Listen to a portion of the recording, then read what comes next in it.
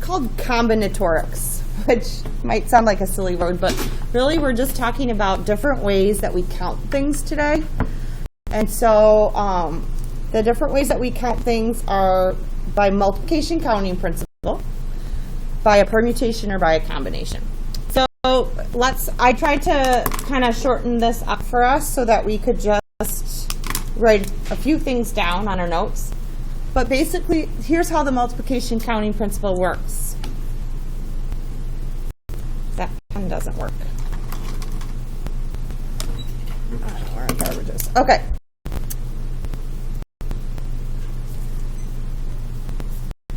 Let's say there are m.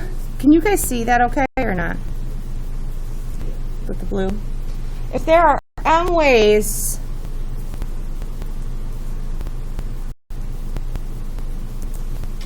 of doing one thing,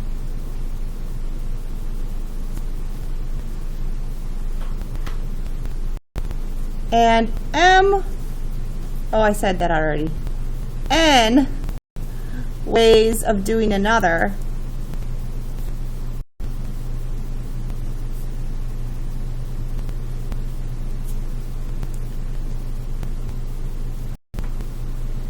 there are m times n ways to do both.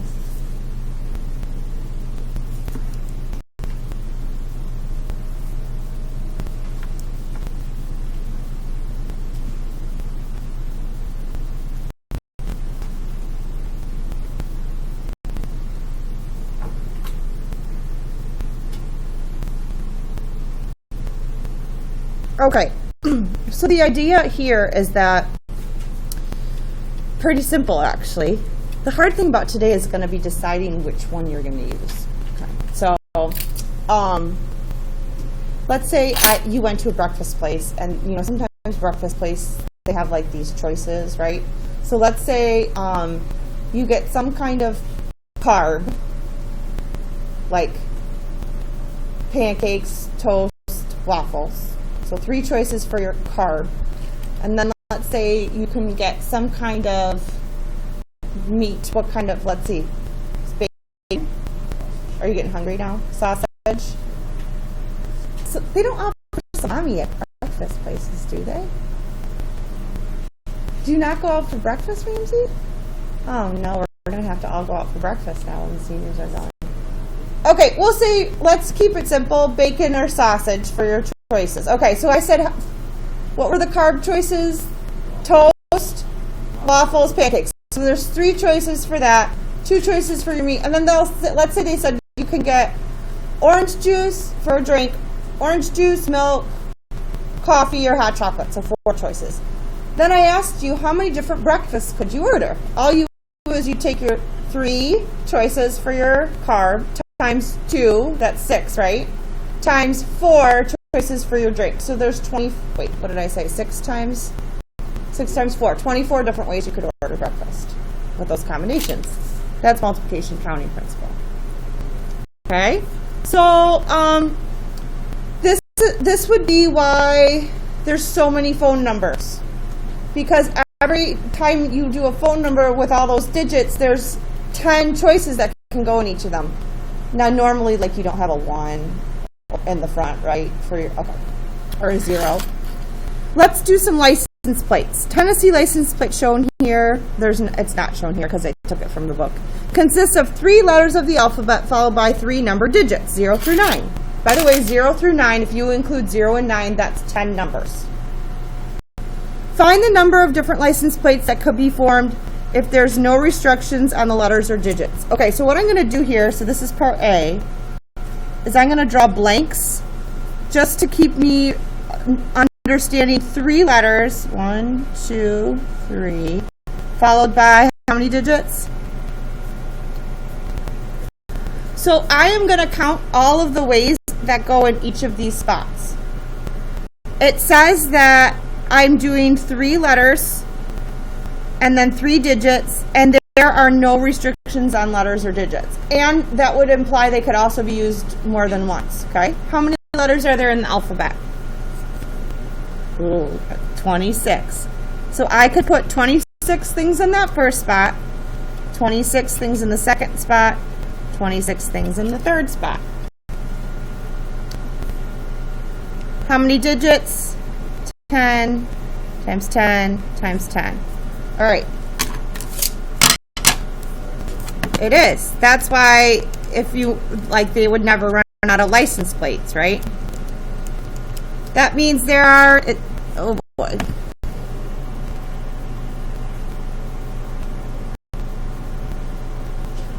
$17,576,000 different license plates that could be formed. Okay, B.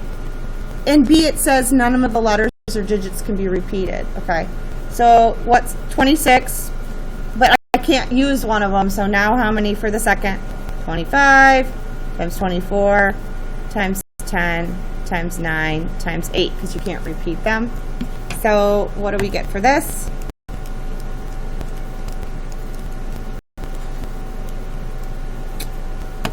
Still a lot, but less.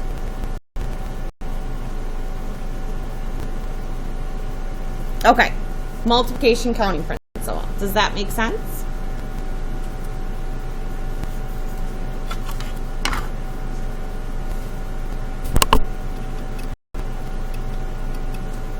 Okay, let's move on to permutation. The big deal with permutations is, would you highlight or underline a permutation? The order matters, okay? For instance, if you're running a race, doesn't the order matter? Like if I said the top three, yeah, it would be a different outcome to the race if Ramsey finished first, Jackson finished second, Lily finished third. Those are my top three, but couldn't I do a bunch of different arrangements of that top three, right? Okay. Whereas, let's say I just said, hey, I need 3 pre-calc kids to go talk to Mr. Holden.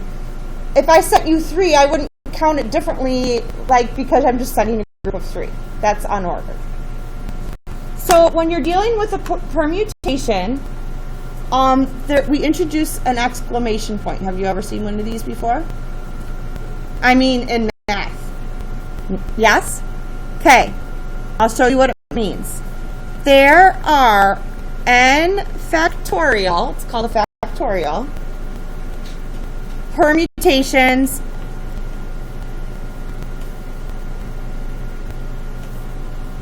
of n objects. Just so you understand what a factorial is, a factorial means that you multiply all of the integers from that number down to 1. Let me give you some examples.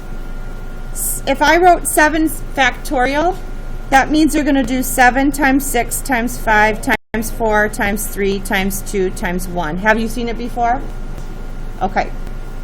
There is a factorial key on our calculator, which I'll show you in a second. Now, I want to just make a point to you. Can you see how sometimes this is going to be related to this, maybe? Okay. So sometimes there's things that you can think of as multiplication counting principle or a permutation. They have overlaps. So when you're dealing with letters, as long as they are all different letters, then I count how many letters there are, and that's how many arrangements. So the word dragonfly, okay? Do you see how there are no repeated letters? They're all different. So if I wanted to rearrange all those letters in every single possible way, there's 1, 2, 3, 4, 5, 6, 7, 8, 9 letters. So there's 9 factorial different arrangements. If you want, you can type in 9, 8. Okay, I'll show you where it is on your calculator. Are you ready? See if I can remember. You press the 9, and then you go to math, and then you go over to number. Oh no. Keep going. Oh, there it is. Go over to PRB all the way at the end. And it's number 4. Holy cow. There are 362,880 ways to arrange the letters in Dragonfly. crazy. Now, when you start to see repeated letters, what we do is we divide them off, because see the T and the T? Can you tell which T is which? No, so what I have to do is take some of those off, because I can't distinguish between the permutations.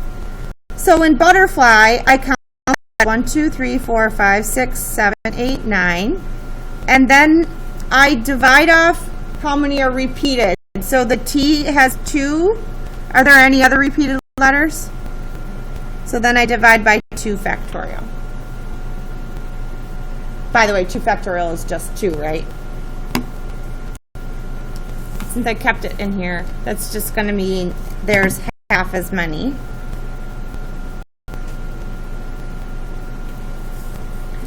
Okay, ooh, bumblebee. In bumblebee, 1, 2, 3, 4, 5, 6, 7, 8. Okay, I have 9 factorial. There are lots of repeated letters. I have how many B's? 3. So I'm going to divide off 3 factorial. And then don't I also have 3 E's? Little note here, guys. 3 factorial times 3 factorial is not 9 factorial. You can't do that with factorials, because it's 3, 2, 1, 3, 2, 1. It's not, they're not the same thing. All right, so we're going to do 9 factorial divided by, I'm going to put these in parentheses. You know what? Can we just do 3 factorial? 3 times 2 times 1 is 6, right? So then 6 times 6 is 36. I mean, as much as we can do in our heads, let's. So when we have repeated things, that does significantly drop off. Okay.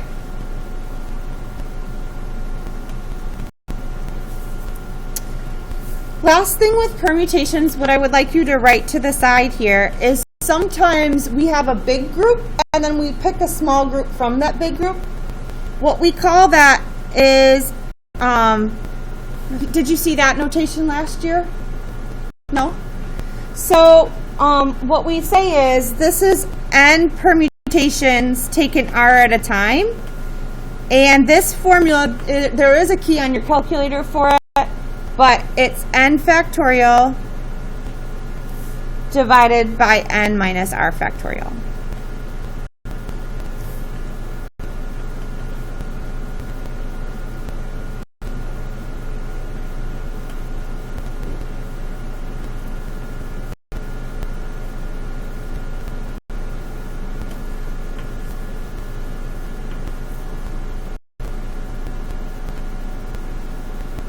Okay.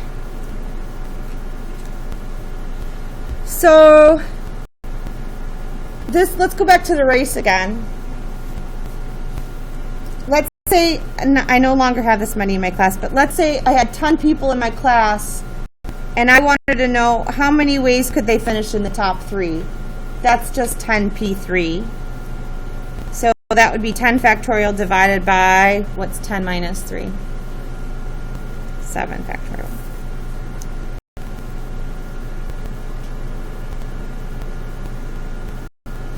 By the way,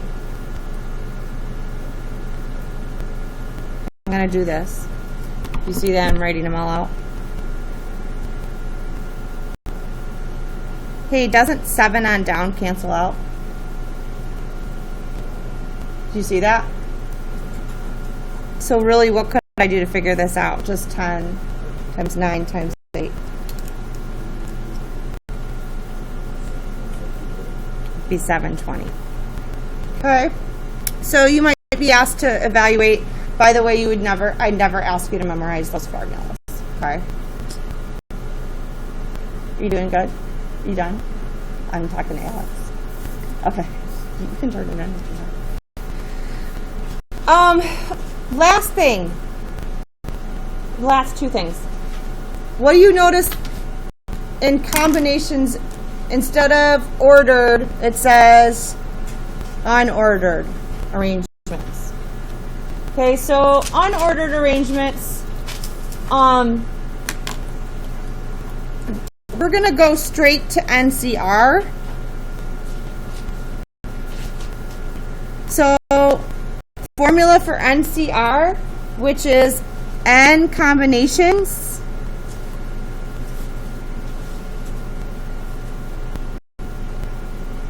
taken r at a time. Since we don't care about order, it's going to be smaller numbers for combinations, and we divide more off.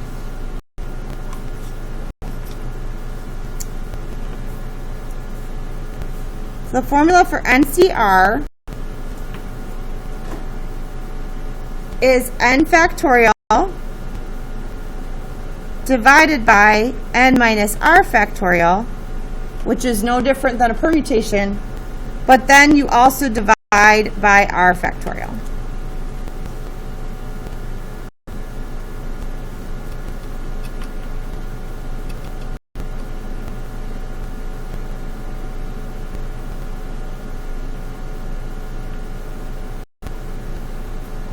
Okay, so let's take a look. In the Miss America pageant, 51 contestants must be narrowed down to 10 finalists.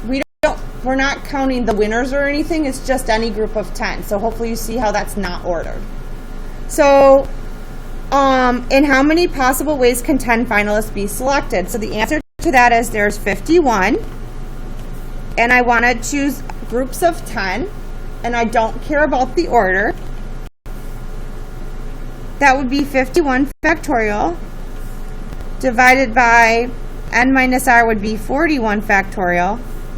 That's a 41 factorial. Divided by 10 factorial. Now before you're like, what? I have to type all those numbers in? There is an NCR button on our calculator. Now just realize that sometimes it's easier, like when we were doing up here, we can see they cancel out. Probably takes less time to do it that way. With something this large, we're definitely going to want to use it. So what you do is you type in your 51 first, and then you go to the math PRB, and then do you see how it says 3 NCR? So you press that button. Oops, not that one. And then you type in the number after it. Whoa.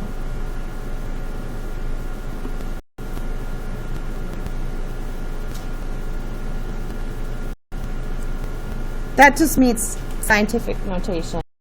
1.7 times 10 to the 10th different ways. That seems too big.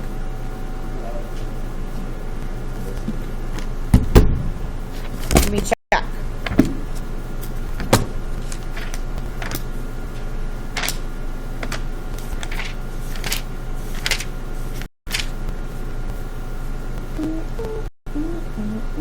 Nope, that's right. Okay. This just means that you move the decimal over 10 places. Okay. We good so far? Okay. So then the last thing is something called a subset. A subset is where you count all of the ways that you can do something with a combination. So let me explain the difference between this and this. This combination is just like one thing, 51C10. In a subset, first of all, when you add up an entire subset, it's always going to add up to 2 to the n. Okay, I'll tell you that right now. We'll talk about this again tomorrow and Friday. But if I say up to 8 toppings, wouldn't you agree that you could get no topping? That would be 8C0, right? Would you, that's all the ways you could get, well, there's going to be only one, right? Would you also agree you could just choose 1 topping? Okay. Couldn't you do a 2 topping pizza? Okay, getting the idea here, right?